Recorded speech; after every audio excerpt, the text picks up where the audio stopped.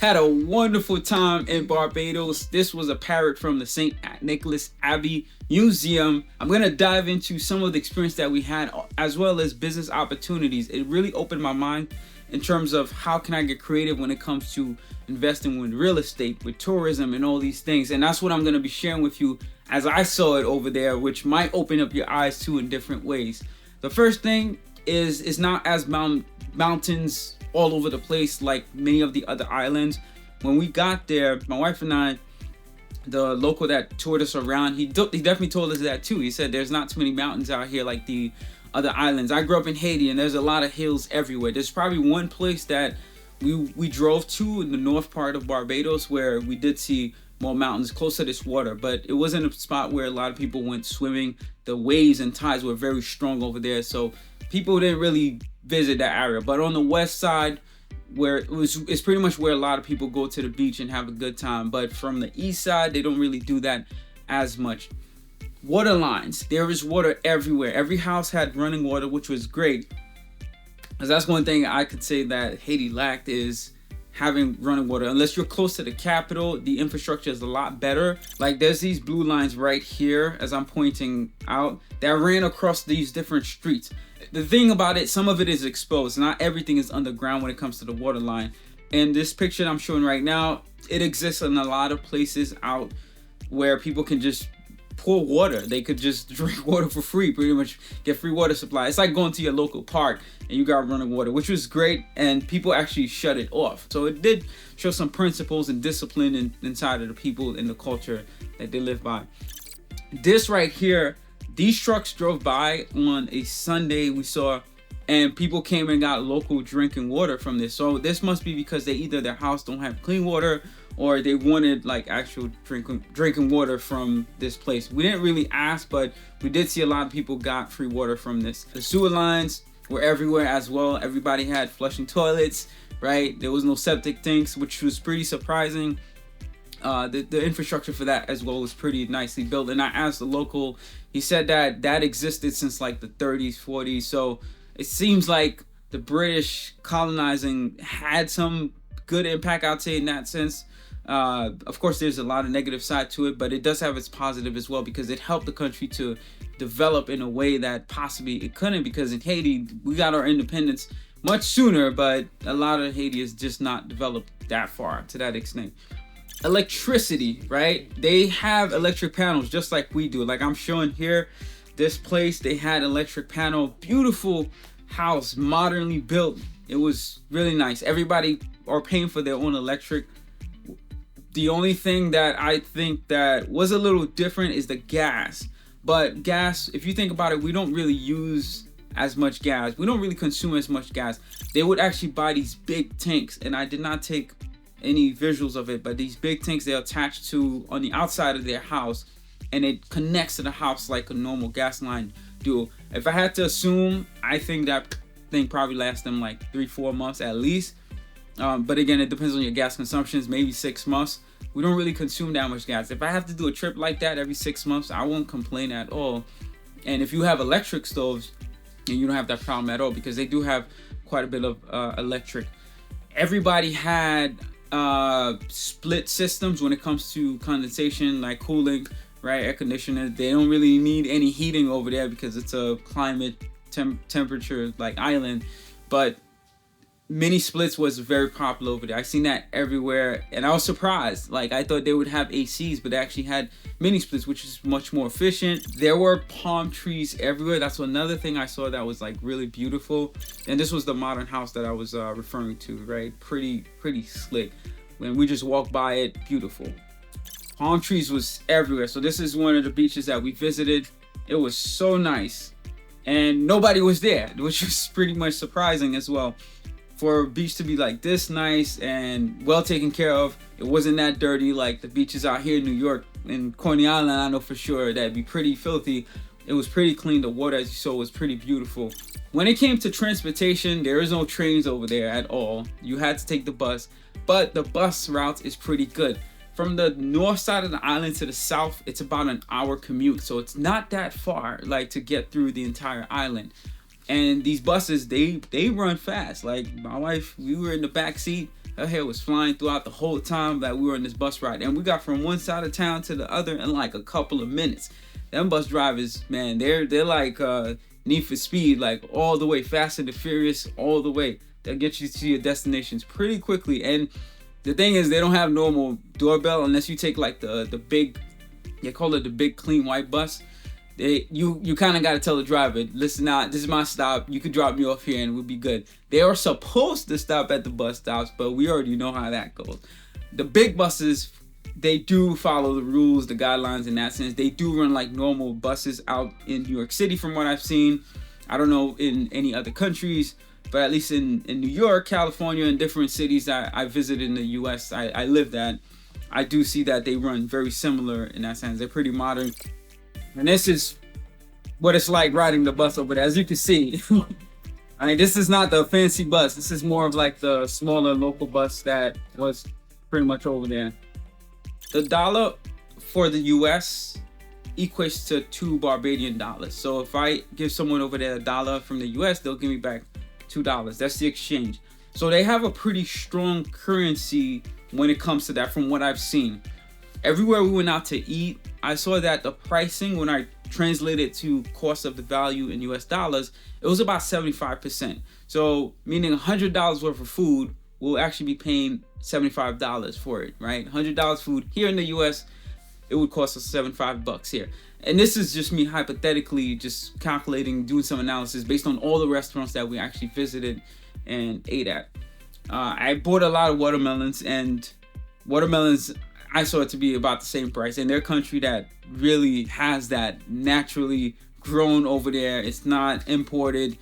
So is coconut water. Coconut water is much cheaper, but coconut water is cheap here too as well. That's the only thing I saw that the pricing to be quite the same. There's a lot of tourism going on over there, which is good because it showed me how the tourism money that's coming in, they're actually using that to build up the country. You can see how the country is really thriving through different places. I didn't really see any people that were poor on the street begging for quite a bit of money.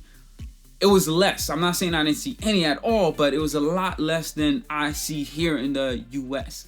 Like, I didn't see nobody really struggling like that. Everybody was doing their thing, living their lives and everything. Not to say everybody was super wealthy, but it was pretty much better regulated. That does show me that whoever's in charge in the government, they're really thinking about leveraging the tourism money, and any money that they get, they control the financials very nicely compared to a lot of the other islands that I'm going to compare it to. Haiti, right? The infrastructure is just not there. The greed is there. I didn't really get the sense of that when I was over there. There's only one place that we went to where, you know, people are always going to try to get you. They sniff a tourist, they can smell you, they're going to try to get you for yours. It was when we went to the main town, which is called Bridgetown, which is kind of like their capital, and we were trying to get home, and the taxi driver was like, yeah, we'll take you home, and it was $25. Now $25 ain't that much, right? It was 50 Barbadian dollars, which is 25 US, but because that's how much you pay for a Uber ride, and it's a long commute. It's like, I think, half an hour to 40 minutes to get there directly one way, and the guy has to pretty much get back. So the price is the equivalent to Uber. If not, I would say even cheaper than what it would cost us for Uber, but that's the sake of that. Home prices. Let's talk about that, because I looked at that the minute I got over there. I asked.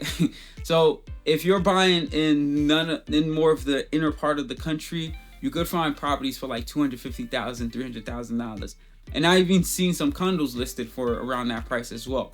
But if you're getting close to the water, to the edges of the water, which is a lot fancier, especially if you're trying to get like that sky view and everything, you're gonna be paying $1 million or more for those type of properties. So home prices over there is not that different here, which is surprising as well. That does show me how strong their economy is, because housing would be so much cheaper if the economy wasn't as strong. So that means they do have a lot of dollar influence. They do have a lot of money coming in for them to price their homes to that level, pretty much. Rental doesn't seem like a good business out there from what I've seen, and I've asked as well. So I don't know, majority of those people are living with family, but it doesn't seem like it's a good business model. Like, the rents aren't that high over there. Like, I remember I saw a 4-bedroom house for like $1,500 a month, but you got the pool, you got the amenities and all this stuff, and you're in like the very fancy part of town as well, and you got that water view and everything. When I translated to US dollars, it was around that price. So I was like, wow, this is a steal. So I don't think rental is the thing over there. But if you're doing short-term rental, that's a different story. With Airbnb, I have seen for a week stay $6,000, $4,000, which is pretty nice. So if you're thinking about doing that, another business opportunity for you to think about. The only thing is you gotta buy the property over there. And I asked the local, you can't really get lending directly from the banks over there because you're not technically a resident. So you would have to figure out the financials here in whatever country or state that you live in, and then get the cash and then build over there, or buy something that's already existing, fix up the structure, and then get your rental, your short-term rental business going. If you have someone, I guess the only other way you think about it is if you have someone that lives over there, maybe you could try to work a deal with them where they can get the loan from you and you work something out with them. But other than that, short-term rental is definitely a good business over there, it seems. And they are booked from what I've seen. That fancy property I was showing you, right, with the modern house, it is a short-term rental property, and it's called a Barefoot Leaf, I believe. And I saw that they were booked for quite some time till the end of 2023 going to 2024. But it was a beautiful place. You don't have to have a place like this, of course. You could have something regular, because some people, they want to feel that culture and vibe of the place that they are at. And if you have that, some people are willing to pay for that experience. But it's something for you to really think about. There is a lot of foreigners that own property over there, especially close to the beach. It just doesn't stop. Like tourism, like I said, is pretty big over there. There is a place that we visit. It was St. Paul Charles. Whenever you hear St. Port, I always think about the richest of the richest. And it was definitely that. You got to take a boat to really get into there. There is another way to get there from the street, but most people that live in that area, they'll take a boat. And you can take a boat to different restaurants. We got to ride the boat for free, and the guy gave us a short tour of where everybody lives. But some billionaires and very wealthy people have properties there, and they're just vacation homes, meaning they'll be there for probably a couple of months or half of the year maybe, or even a couple of weeks, and then they'll go back to their dealings and such. It's just much more for like a weather reasons, or just to be getting away from their normal life and just be somewhere where it's like calm. You get to enjoy the sun over there, because the sun over there is totally different. There is a lot of healing mechanism to the environment over there that we felt like when we came back. Our skins were smoother. Of course, we definitely experienced that darkest skin experience, right? And our skin was shedding after probably a couple of weeks, but it was definitely a healing experience. Felt better. Our bodies just really felt renewed. So it does feel, I understand now why the wealthy would buy properties over there and just go there part of the year, because it's a healing mechanism to being in those environments. It's so beautiful, so rewarding. Gentrification, there's quite a bit of it over there in certain areas. I would say when you get closer up north, more inner part of the city, I would say you're not going to see as much of it, but it does quite exist, and it doesn't seem to be a thing over there. Like I didn't really get a sense of any racism. But when we did go to like more of the upscale restaurants, we did see a lot much more. I'm gonna say it like it is, white folks. But when we went to like more of the regular stuff, it was just a mixed blend of people. There's nothing bad about that at all. It's just a fluctuation of money that's coming in. It's a great thing, great benefit to the country. The government does seem to be regulating things quite a bit of much. You gotta invite people from all over and attract that, so that way your economy can grow. If you have that single mind state that you're only going to cater this to your people and your people only, then there's no way to evolve. Like gentrification, having diversity, it really helps any business thrive, any economy thrive just beautifully, because you're bringing new ideas, new ways of thinking, new ways of life into an environment, and you bring in the new money too. So you got to utilize all these to your advantage in order for you to build and grow. They love beans. Like we saw beans in a lot of places. Like this place we went out to eat right here, they have beans with like everything, which is a culture in the United States. You don't typically have that, right? But in Haiti, I know we did that. We ate plantains sometimes for breakfast. Some of these like heavier foods and everything. But that's how it is over there. This is my peanut punch over there that someone had made for me. It tastes nothing like the ones that you get from here from the stores. Like it was so refreshing. And this is my plate right here. As you can see, filled with the greens. As you know, I don't eat meat. The burritos was slamming over there. When I tell you, like, they put so much seasoning and love in those things and flavor, like you could taste the essence of the island inside of those burritos. I actually was like, it's just gonna be a burrito with some like greens and leafy things inside of it. But no, them things was slamming. It was delicious. There was another place that we had some too, my wife and I. So we had these breadfruit like tacos. She had actual meat in hers, and then I had more of the vegetarian vegan option. It was so delicious, like with all these greens. I was like, wow, everything they have over there, it's like you in your mind you're thinking, oh, this is just gonna be the American way. But nah, they put a lot of flavor and love inside these things. It really makes your mouth drools. It was so great. Their most popular restaurant over there, from what we've seen, is called Chefette. It's the equivalent of McDonald's, I would say. As you can see here, they got like the kids playground. They got like more playgrounds here, some amenities, and this is what the inside looks like where you can sit down. The food was okay. They have outdoor seating as well. I didn't really drool over it. I would say it was all right. It wasn't, but my wife definitely enjoyed their ice cream and some other things that they had in there. But they're definitely popular. Like, you see lines after line. It is just like McDonald's here. It's the equivalent of that. So that was pretty good to see that they have their own thing when it came to that over there. They do have a KFC, not as popular as McDonald's, but at least they're able to have the infrastructure over there. And I spoke to a local about that too, and I asked them, why is it that they didn't have McDonald's over there as much? But what happened, he said, is they tried to import the meat from outside of Barbados. It should be grown locally. So me thinking about that, I'm assuming then all the food chains didn't have to have the meats locally grown, like KFC. So then the chicken definitely don't taste like the American chicken with all that GMO and all that stuff in it.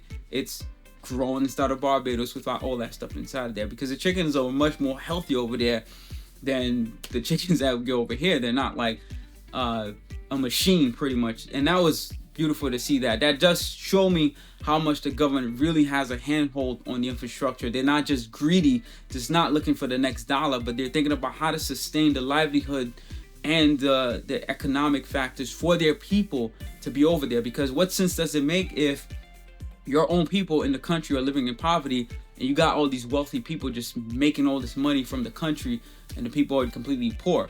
So they kept that really well balanced. For me to hear that, it means they really had a good hold of exactly the things that are coming in, the business that are conducted inside of the country. When it came to some other spots we went to, this right here, 1107 Plant-Based Cuisine, we caught them at the beach. They had a lot of vegan options. For me, it was delicious, right? I had this smoothie over there. Oh man, had me drooling. And they made it with all organic stuff, so it didn't have a lot of that fake sugar stuff in there. It was very well made. It was pretty much almost alkaline. They're very alkaline based shop. We didn't try any of their foods except for the vegan fish cake. It was okay. It didn't really, well, I haven't had fish cake in so long because I'm on my 7th year journey when it comes to vegan, but that smoothie was just like slamming over there, and I had to take a picture of it. I'm looking at it right now, and it just got me drooling. When it came to like more upscale restaurants, this right here is the bathroom of one of them.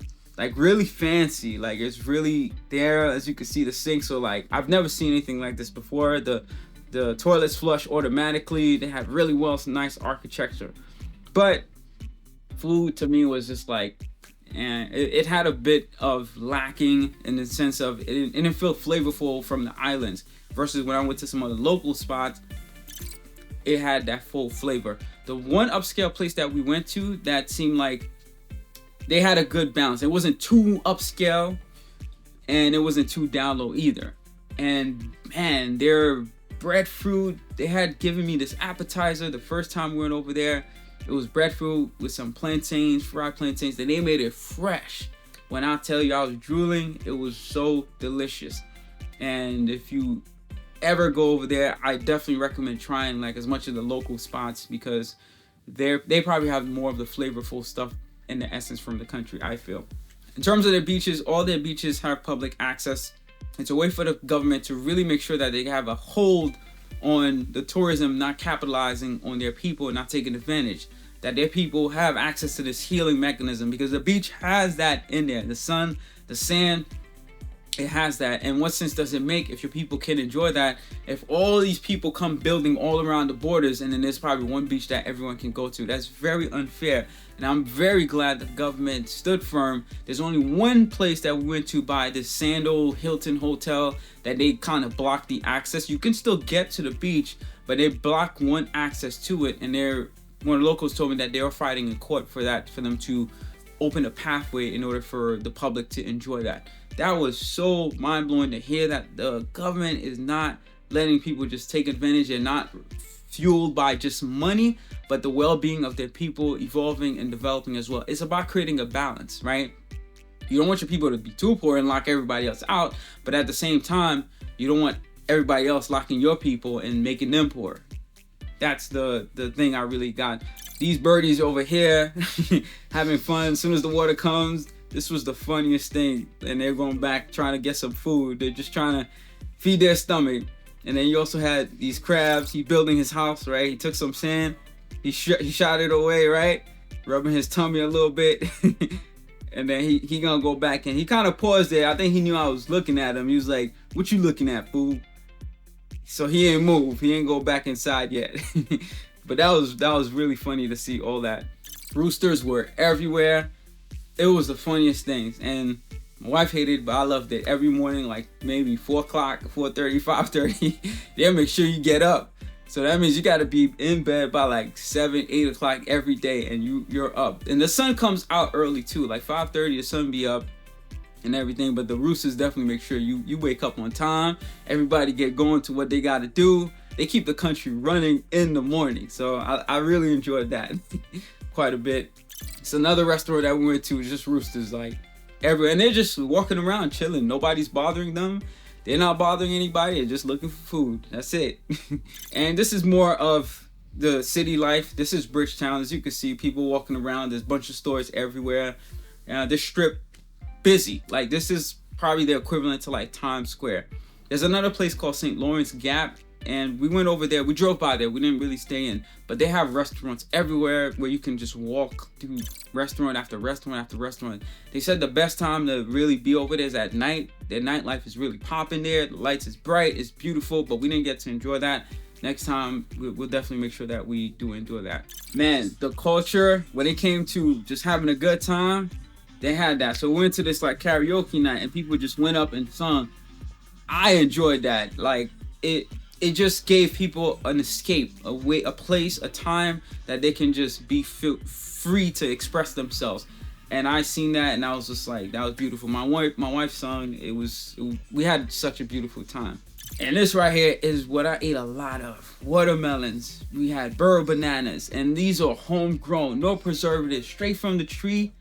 And I got some coconut with coconut water. When I tell you there's so much healing mechanism in that country, it's just so beautiful.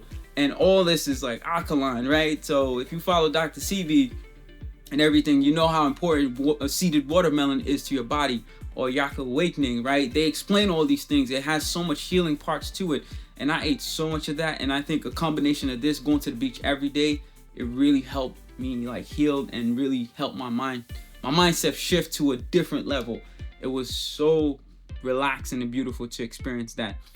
And that is the juices that came from these fruits, right? People actually made these from the puree, bottled them up, and you'll buy them for like $2.50 a piece, right? Organic coconut water I get from Whole Foods be costing like $9. You're getting all this for $2.50 US, right? That's $5 Barbadian dollars in their currency. But I enjoyed every bit of every single one of these juices. It was so delicious and yummy. And this is pretty much my wife and I, when we went to one of those bougie restaurants. We had a great time. right by the waters. The beach is just like clear everywhere you go. It was not dirty, but this view was amazing. We said we're celebrating our 1 year as well as her birthday. We had such a fantastic, amazing time. I'm looking to venture off over there when it comes to real estate. I just got to figure out how to get that bulk of cash, because I hate spending my own money. I'd rather use other people's money. So if I can get it through a lending product, you already know we're going to try to figure out a way to do that. But short-term rentals just seem like an opportunity for you to explore, tap into, and dig into further. And that was pretty much it. I mean, that was the wrap of the trip. I really hope that this inspires you to explore different islands, different places, and also open your mind when it comes to investing in different things. So, peace and love. Trust in Jesus. Have an amazing one. Hustle, hustle, hustle, hustle, step.